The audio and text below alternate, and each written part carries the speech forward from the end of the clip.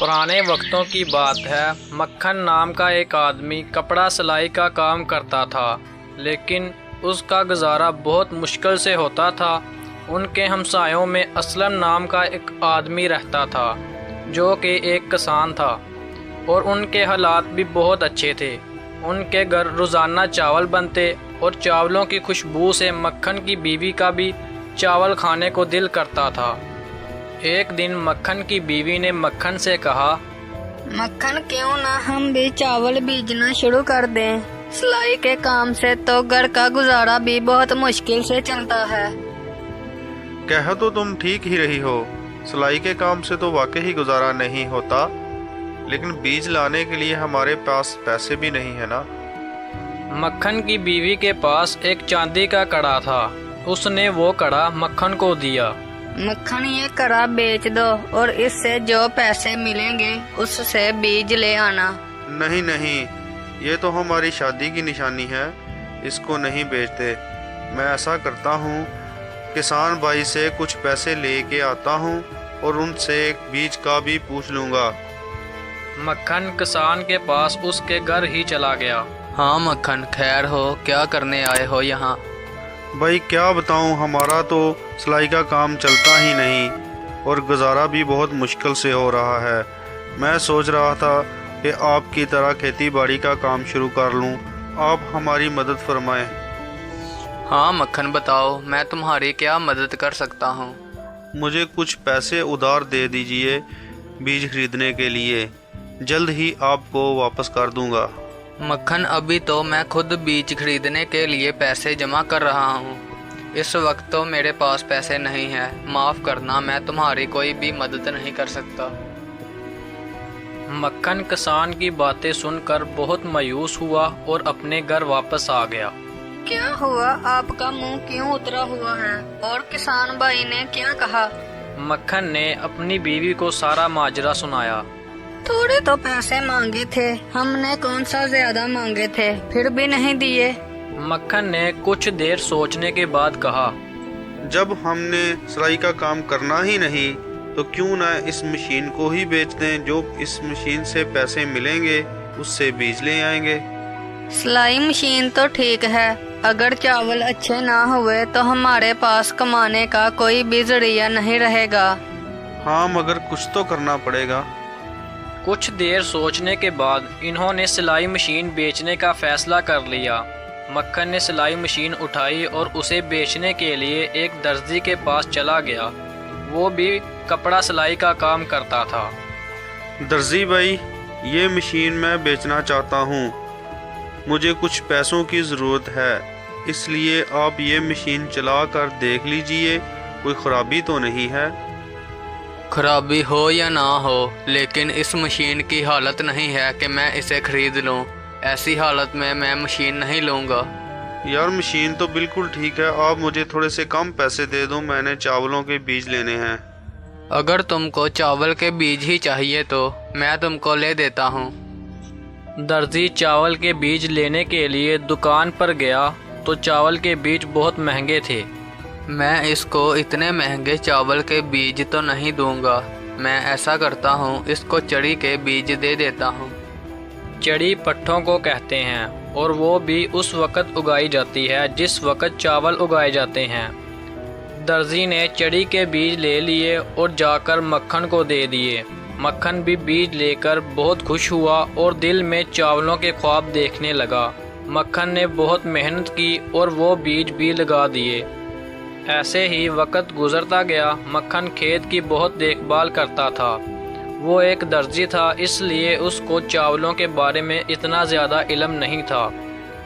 उसके खेत में चड़ी उग आई और वो रोज़ सोचता कि आज हमारे खेत में चावल उगेंगे, लेकिन जब वो सुबह आकर खेत देखता तो वहाँ चावल नहीं होते थे। एक दिन उसने सोचा, क्यों ना मैं आज खेत की रखवाली करूं, ज़रूर कोई ना कोई रात को हमारे चावल चोरी करके ले जाता है। वो खेत की हिफाजत करने के लिए रुक जाता है। कुछ देर बाद वहाँ पर एक गाय आ जाती है जो कि चड़ी को खाना शुरू कर देती है। गाय को देखकर मक्खन को बहुत गुस्सा आ जाता है। अच्छा, तो ये वो गाय है जो मेरे चावल खा जाती है। मक्खन दौड़ता हुआ उसके पास गया और एक डंडे से उसको मारा, लेकिन डंडा टूट गया और गाय को कुछ भी नहीं हुआ। गाय वहां से जाने लगी। मक्खन ने गाय की दुम पकड़ ली। गाय हवा में उड़ना शुरू हो गई। मक्खन ये देखकर बहुत हैरान था और डर भी गया। डरते हुए उसने गाय की दुम भी ना छोड़ी कि अगर दुम छोड़ दी तो मैं नीचे गिर जाऊंगा।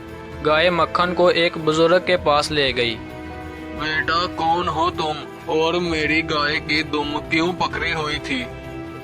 मक्खन ने बताया कि बाबा जी, आपकी गाय मेरे चावल खा रही थी, इसलिए मैंने इसे पकड़ने की कोशिश की तो ये मुझे उड़ा कर आपके पास ले आई। पूरी बात बताओ, तुम कौन हो और क्या करते हो? मक्खन ने बुजुर्ग को अपनी सारी कहानी बताई तो बुजुर्ग ने उसे एक मिट्टी की हांडी दी और कहा, ये एक जादुई हांडी है।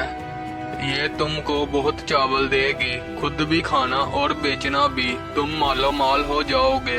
लेकिन हाँ, एक बात याद रखना, अपनी बीवी के अलावा हांडी का राज किसी को भी ना बताना, वरना उसी वक्त ये हांडी चावल देना बंद कर देगी। अब तुम यहाँ से वापस चले जाओ। और हाँ, मेरी गाय को अपने खेत की फसल खाने से ना रोकना। मक्खन गाय के ऊपर बैठ गया और गाय उसे खेत में वापस ले आई।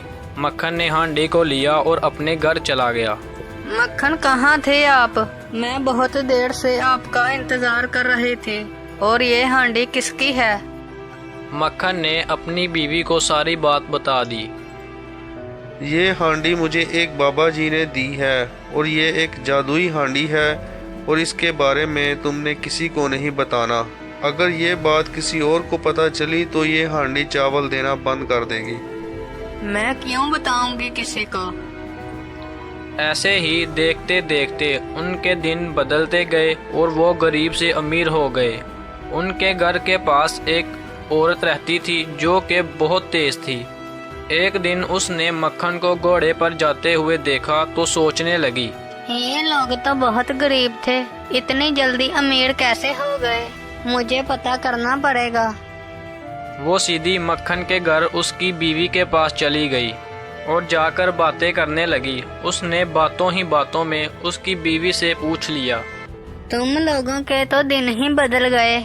आखिर ऐसा कौन सा अलादीन का चिराग तुमको मिल गया है? मुझे भी बताओ। नहीं, मुझे बताने की इजाजत नहीं है, मैं नहीं बता सकती।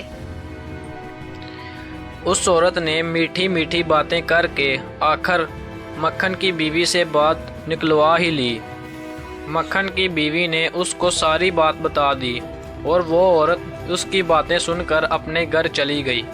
जब मक्खन घर आया तो उसने देखा कि हांडी ने चावल देना बंद कर दिए हैं। मक्खन ने पूछा, क्या तुमने किसी को अपना राज बता तो नहीं दिया? हांडी ने चावल देना बंद क्यों कर दिए हैं?